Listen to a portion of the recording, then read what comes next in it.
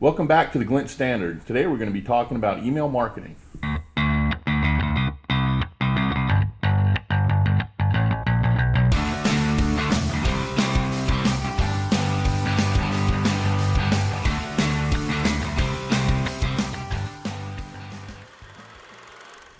All right, Ryan, take it away. Yeah, well, email marketing's dead. Nobody reads emails anymore, so I think we just close off the episode.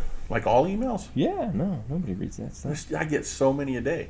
It's like snail mail. Well, I don't read them all. I can tell you that. Yeah? I do a lot of delete, unsubscribe. Because it happens a lot. It does. It does. Yeah, no, I wouldn't say email is dead, but email has definitely changed.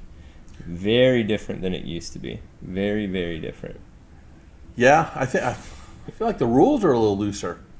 They're supposed to be tighter, but I feel like they're tighter. looser. Yeah, you know, they're tighter. They're tighter in the sense of what we have to include within. So, like the Can Spam Act that went through, that limited us.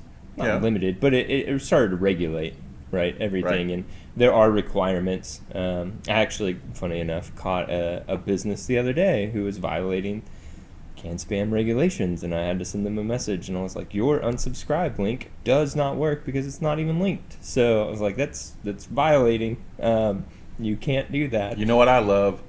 You go to unsubscribe from this list. Yeah, yeah. Not everything. That means this list. Lots of lists. Oh, great. Well, now we know you're real. We're going to put you on a different list. Yeah, right. The little squirrely things like that. So.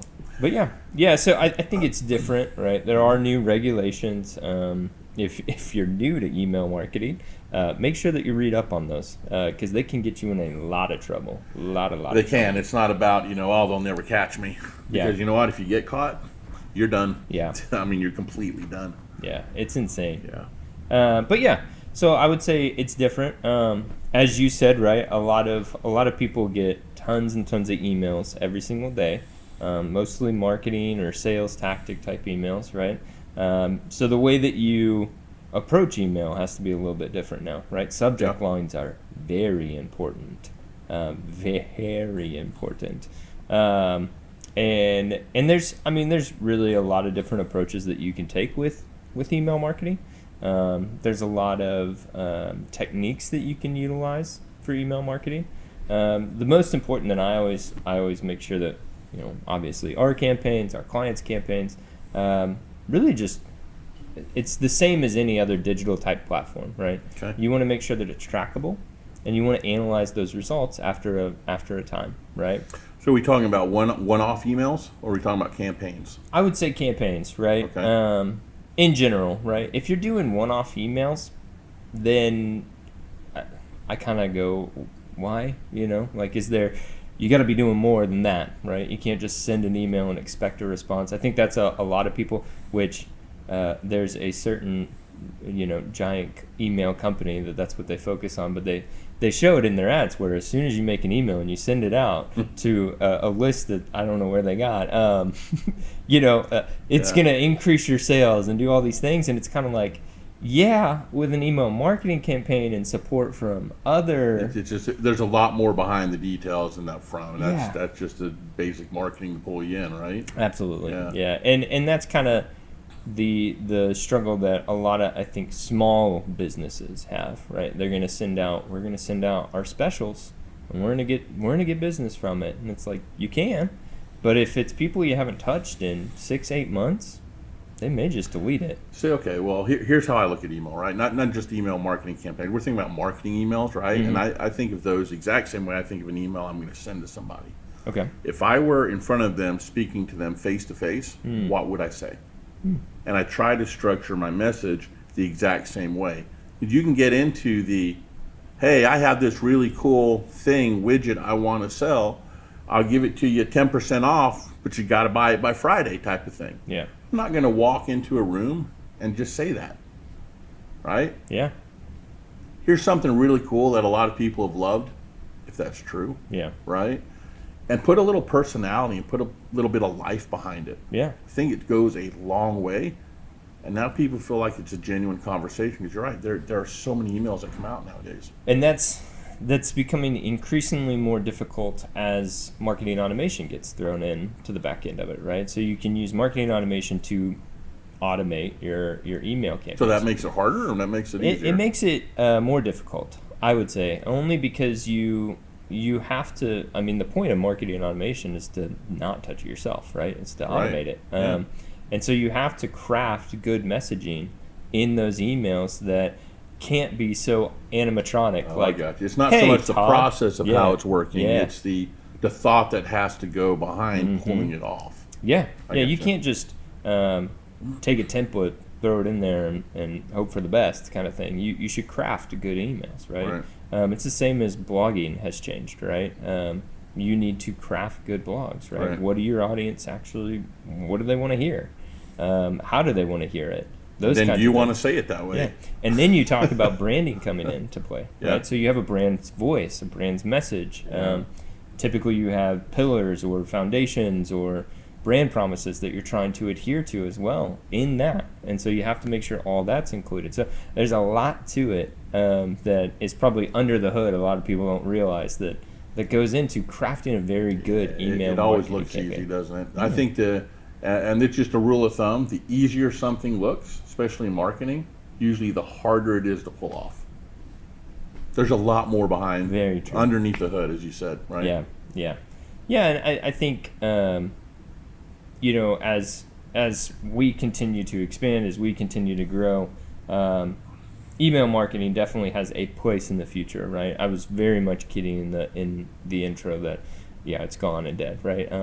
But I would say that the biggest change that I've seen in the last few years with email marketing really comes in the fact that it's more of a supportive role to other campaign stuff that you're doing, right? Especially even from like a sales side. First taking the lead. Yeah.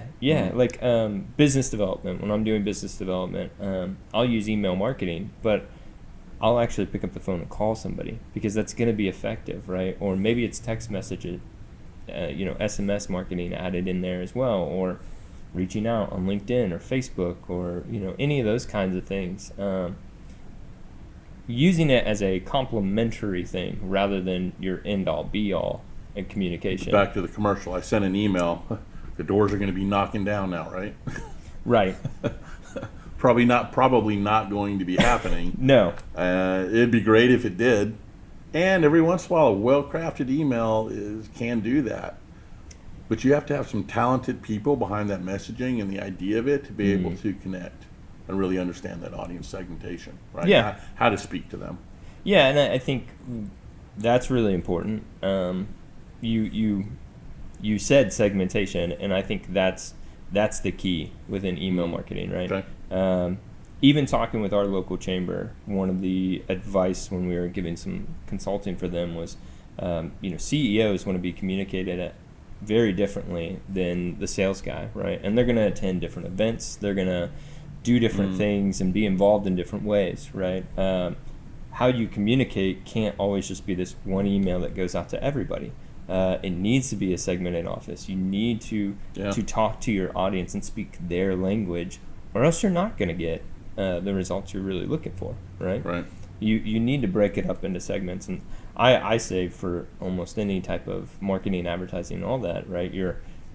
You should always be thinking of segmentation. You should be thinking of personas, thinking of your audience, and trying to appeal to them in whatever. Okay, let's break this down. Okay. All right. Someone's sending us an email, and we'll take. Let's just take. Jamie's been on this before. We'll take Jamie. We'll take you. We'll take me. Right? Mm-hmm. And it's about, I don't know, selling us a suite at Texas Ranger Stadium, Brandon, okay. right? Yeah. A suite, right? Yeah. Okay.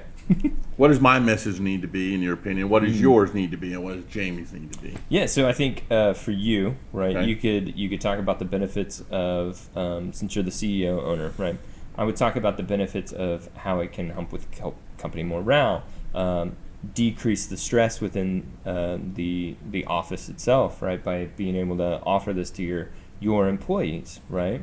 I would focus more on the actual company at Glint, right, at that point. More of a holistic approach? Yeah, and be like, hey, like, as the oversight, you're always looking for, I know that you're always looking for ways to improve your team and get them to be more efficient, right? Gotcha. Okay. Now, you're hooked. You're like, yeah, I am. I like that. I am. So I think when it comes to me, it's because I focus a lot on business development. The communication would just be more about like, hey, like if the really way to seal that deal this weekend is get them, right? Get them to push for an answer to you sooner by going out and treating them and taking them out, or maybe it's time to rekindle that old past client that you're missing out on opportunities. Take them to a game, right? This is how you do that, right? And really show them the luxurious side of the stadium, right? Or whatever that needs to be. That VIP experience. Yeah.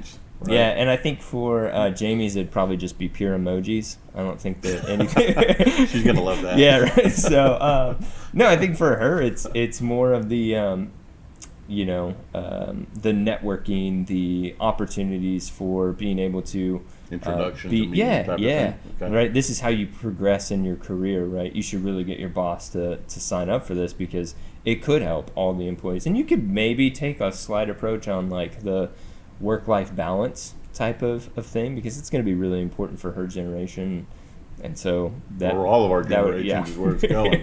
Got to tell you. So, I mean, honestly, it could be a pen and a beer and at a game. You're like, that might work for me. Yeah, I don't know. Maybe that's the image. I don't know. I don't know all the emojis and what they all mean. Right. So I'm sure there's a way to. Yeah. And maybe and that's the other thing. Really, those subject lines, right? That matter so much. To her, she may open an email that does have emojis because that's more appealing to her. That's more text style, and she's used to that. Right. For me, it's going to be maybe emojis, but it's like the dollar sign emoji, right? It's like, oh, it's money. Okay, I'm interested now. Or it's just a really funny or creative tagline. And for you, it's probably more about business, right? Right. How to improve your team. You'd probably open that. You'd be like, yeah, sure. What is that, right? So, I think as we've said, each of the audiences is very different. That was a great example, by the way. But just moments of brilliance. Yeah, that's right. all I have. So it's just that segmentation, right? That really helps because I guarantee you an email campaign like that compared to offices now open or suites now open at Texas Ranger Stadium, your open rate's going to be okay. And we know that already. Yeah. You don't have to email us. We know. Yeah. It's baseball season. It's open, right? Yeah. So I think just targeting your message and getting that, because it's all the same message. You're still trying to accomplish the same thing in every single one of those emails, but how you say it is very different. So before you summarize, talk a little bit about, we touched on automation a little bit and personas, but we don't really talk too much about personalization. It's still worth doing? Oh, absolutely. People see through it, though. Do you feel like? Sort of. If it's gimmicky, like, hey, Ryan, like, this boat was made for you. No, that boat was not made for me, right? But if the thing that I've noticed is it's really about the intake forms at that point, right? So how you got their information, what were they most interested in, right? So the ones that I really like and enjoy getting, which is weird to say about an email, but the ones that I care most about are the ones that you've literally tailored a pathway to. Maybe I filled out a form that said, first name, last name, phone number, email, but then it's like biggest challenge that you're facing right now. And there's a drop-down menu of work-life balance, not having enough clients, those kinds of things, right? And it's not the same email with just that put in. It's literally a different email and the automation sequence that you're going down. And the messaging's geared towards the answer, but the answer's not really there. Yeah, well, it can be, right? So the answer could be in there. It could be, and I love the ones, the one that I really had to tip my hat to was, it really was like go and get more leads, the revenue of the business is down, or I just want better work-life balance, right? Right. And this is an example. I'm not going to say what they really put, but the work-life balance one is what I selected, right? It wasn't about sales. It was about, sales are good, and sales are great. That's fantastic, but work-life balance. And they emailed back and they said, hey, look, like, that's not really something we do. Instead, we'd love to talk to you guys later when you are facing these challenges. And it's like, wow, Okay, I got told no by somebody, which is very odd nowadays. But you're connected now. The opportunity is not going to always. If you're trying to get all the opportunities right away, it's a really good point. Sometimes you're going to need opportunities in a year as well. Right. So they've now planted a seed that you're probably going to remember. Oh, I remember who they are. It's like going to a client and say, "Hey, I've got $30,000 a month that I can spend." Okay, based on what you want to achieve, you don't need to spend that much. I don't know that you can, right? Yeah. Oh, well, that's a very different conversation. Yeah. Right? Every other agency we've talked to. Yeah, they said absolutely we can spend that, Yeah. and you can. You can in management fees. But what do you spend it on, and why? How much is too much, right? Yeah. But being honest and truthful about, that's not for us. But if also they say that, we can help with that. But if you know anybody who can, do you know anybody that can use our services now? Would you mind sharing that? You probably would take a minute and think about that, maybe. And maybe. And if you got a share button, that makes it real easy. That does. Yeah. And I think the to get on that pathway again, like the idea of, if I would have selected revenue is down, right? Maybe the conversation in the emails isn't about going out and getting sales. It's like, great, so revenue is made up of, money or profits were down, right? Okay, well, profits are really made up of expenses and revenue, right? Let's see if there's a way to cut some expenses, right? Are you managing, is there 4 agencies working on your account? Well, we could be one, right? That takes over all that, cut your management fees, and that's a very different conversation than just, we're going to go get you more customers. Right. Still increases profits. Right. And you're still achieving their goal. So I think the important part when it comes to marketing automation, and you're looking at it from an email marketing campaign, is when you're asking those intake questions, right? And you're taking that information, you can still put like, hey, we noticed that you filled out our form and marked this as a challenge that you're facing right now, right? You can put that in there. And that's where personalization comes in. Right. And it's very obvious, right? But at the same time, it's very clear, like, I was looking for that, right? As long as that communication isn't the same, right? So if all 3 options, regardless what option, and you just put that personalized in there, then it's pointless, right? Yeah. I would say the number one thing to do, and the thing that I have found that increases open rates, a lot of companies put it in the subject line, like, hey, Ryan, that's a little too much, like, on the nose, right? Where I'm like, yeah, you pulled that right from the form that I filled out, right? Putting it in that preview text that shows up after, I think that's fine, right? Right. But the important part when it comes to personalization is don't try to just shove it in there, right? Like, really think about how I'm going to use that, and how I'm going to use, like, the fact that they selected that revenue or profit was low, right? How am I going to utilize that? Hey, we know that other customers in your area, within your industry, because the trends that we're seeing, have also experienced this challenge, right? Oh, good. Okay, now you're talking my language rather than just going, I noticed you selected this button on this form. Okay, let me ask you this then. And I know this one's running a little bit long, so we got to get it wrapped. But yeah. Here's the subject line. Okay. Hey, Ryan, sorry I missed your call. Give me a shout as soon as you're available, and here's the phone number. Does that get you? Me, no. Other people, yes. But I have a very good understanding of automation and how that works. So. Well, sure, but then say you're just a normal guy. Yeah, I think which it we gets know you. you're not. Yeah, I think it would. And get you pick up that phone and you call. Yeah. Well, first thing is you gotta, from a marketer standpoint, you better make sure you have their phone number in that system, because when they call and you're like, "Hey, this is Ryan. How can I help you?" And they're like, yeah, you told me I missed a call from you, right? Like, they're like, who? Who? Yeah. And that blew it out, yeah. Right? That's not a success at that point. But I think normal people, yeah, right? Like that could definitely get you. The one I always do is meeting follow-up or something like that, right? Yeah, see, all that stuff drives me crazy, because and sometimes I might forget, and like, did we have a meeting? I don't because remember. the name does sound familiar to somebody else I know. Yeah. And you're moving so fast sometimes, going, did I? Yeah. Oh, let me respond. Yeah. I need to get an automated response, or when you pick it up, they have no clue who you are, and now I'm annoyed. Yeah. Right? You just wasted my time. Yeah, I'm like, you know what? If you're going to deceive me to talk to me, then you'll do that when you're working with me as well. And I Yeah. don't want to work with people like that. Yeah, like I think a lot of times if I leave a voicemail, right? So I think about it in our marketing automation system we use for business development. The Glint integration right? system? Yeah, the Glint integration system. We use that for our own business development, and so sometimes I'll call them, leave a voicemail, and then I'll send an email that says call follow up, right?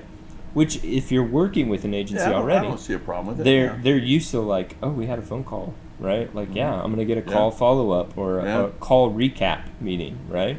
Or something like that, Yeah. or meeting recap. And even though we really didn't have one, it's more about the fact that like, hey, I called, I'm following up on this. Like, you have to make sure that you're tailoring that, and so it's But that's email. That's email. what we're talking about, Oh, right? yeah. It's a way to effectively use your email. yeah, Yeah. it's a really good way. Yeah. So, but yeah, I would say that's in summary of everything, right? Think about your messaging and voice, right? Subject line. Subject line super important. So is the pretext Yeah. that comes right after the subject line. Don't think about it as just the email campaign, right? Think about all the tools that you're utilizing, whether that be social media, intake forms, whatever those are, right? To really gather that information so that you can craft a good message. And then the other side is have fun with it. I mean, really, like I think that's a big put piece some of it. animated I agree. GIFs through an image in there. Like every once in a while, spice it up because Be a person. so many of us get so many of those emails that just seem very automated bot response type Long thing. and don't want to read them. No. So those would be my rules of thumb for Cool. email marketing. Cool.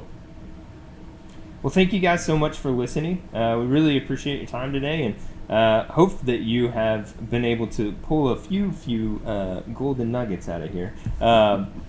We'd love to hear from you guys and just get any of your questions answered, or any topics that you'd love to hear. So email us, agency@theglintstandard.com. Thank you guys so much.